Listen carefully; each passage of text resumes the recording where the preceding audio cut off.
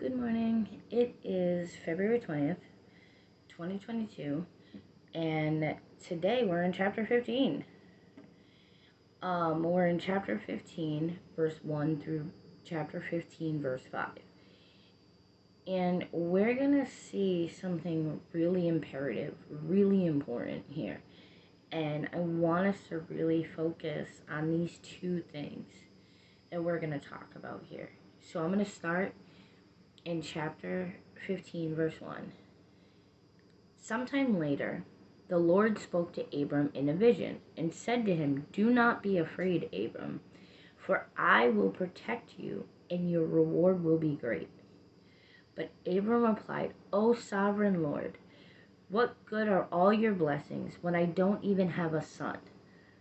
Since you have given me no children, Ezra of Damascus, a servant in my household, will inherit my wealth. You have given me no descendants of my own, so one of my servants will be my heir." Then the Lord said to him, "No, your servant will not be your heir, for you will have a son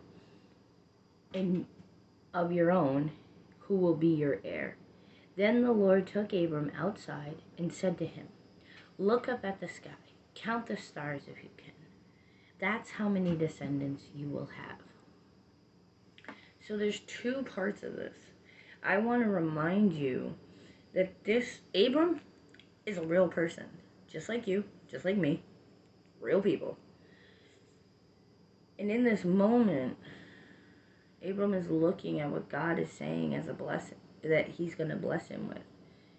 And he's looking at his circumstances. And he's saying, that doesn't match up. I don't understand. 1 plus 1 doesn't equal 2. It just makes no sense to me. But God is patient with Abram. You also notice that. God allows Abram to say these things. So you gave me no child. I have no son. I have to give my wealth to someone, so it's going to be my servant. But and God answers him. God doesn't say, "I told you, listen, stop questioning." No. He explains it to him. He takes him outside. He takes him and tells him to look at the stars. He's walking him through it like a good father. I mean, we do it as parents all the time. When a child doesn't understand something or a child wants to do something, we walk them through it. They may not understand it completely, but they understand the concept.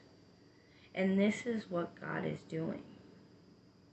Abram comes to him with a concern. The concern is he has no son. He has no heir, so if he has no son, he can't have descendants. That's just the way it works. But God is saying, wait, stop. I'm going to stop you there because I want to show you something. And he shows him all the stars in the sky. Remember back then, there's no lights. There's nothing blocking the stars. So the whole sky was full of these stars, and he said, count them if you can. And that's hard. It's impossible almost. Like, I know scientists can do it, but we can't normally sit there and 1, 2, 3, 4. But God is showing Abram something. He does this in Job also, at the end of Job, where Job is questioning things, and he doesn't explain everything, but he shows him something. And the other part that I want to talk about is that God says, "Do not be afraid. Do not be afraid, for I will protect you." How many times in life are we faced with even a blessing, and we sit there and we're like, no, I'm too scared. I can't step out in faith. I can't step out. I don't know how. And God says, don't be afraid. God says, I will protect you. You will be okay. If God is in it, God will give you everything you need to be able to do what it is He wants you to do. He's not just going to tell you, okay, well, go figure it out on your own. He doesn't do that. That's not a thing. sometimes when God promises us something, and if God is truly in that promise, when God promises something, it seems impossible.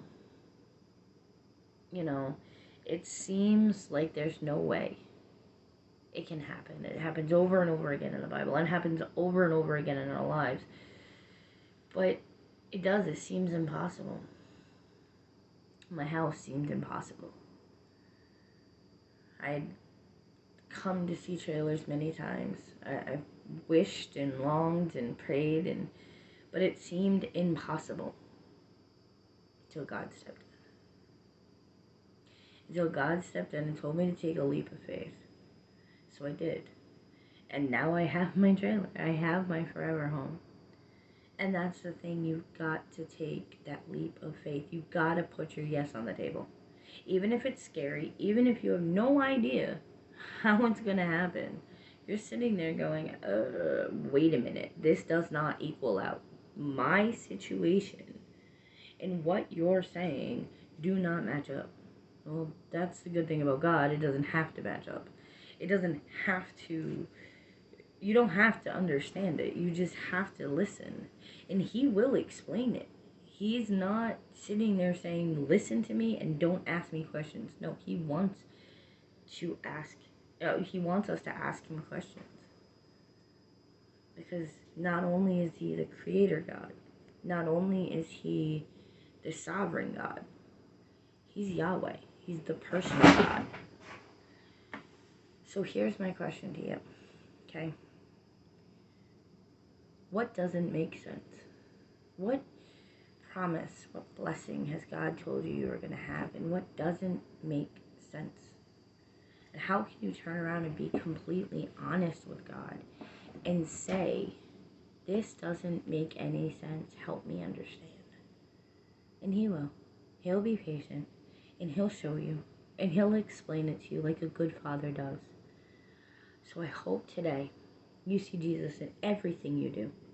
And I hope that you see God's promises and God's blessings all around you. And I hope you guys have a wonderful day, and I'll see you guys tomorrow. Bye.